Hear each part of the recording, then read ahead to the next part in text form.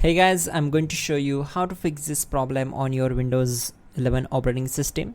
In the first step, open settings. So right click on start, then select settings.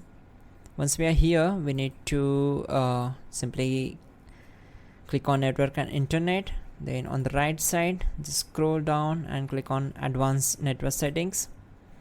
Again scroll down and select network reset and simply click on reset now. Select S, and once done, close this window, then go to search bar and type device manager, then click here to open it. Once we are here, just expand network adapters and right click on your network adapter, select properties, go to advanced tab, go to drivers tab and click on update drivers. So check this option, the best drivers will be installed. Then close this window. Again you can select update drivers and click on second option, browse my computer for drivers, then select this one, select this and click on next. Once done, close all windows one by one, then again right click on the Windows icon, select settings, select network and internet, then go to proxy and we need to disable this option. After that, simply right click on taskbar and select task manager. On this window, click on run new task, then select browse button.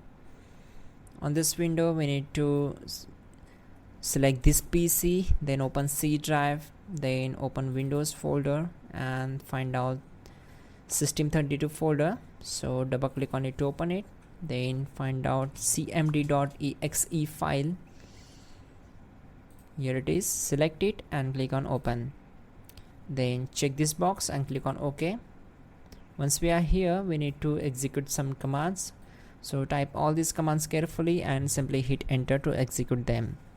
Firstly, type netsh space int space ip space reset space c:\reset log.txt and hit enter. Once done, type in netsh space winsock space reset and hit enter. Now execute this command, ipconfig space /flush DNS. So you can see we need to restart your system to complete the this process. So just close this window, type exit to close the command prompt window.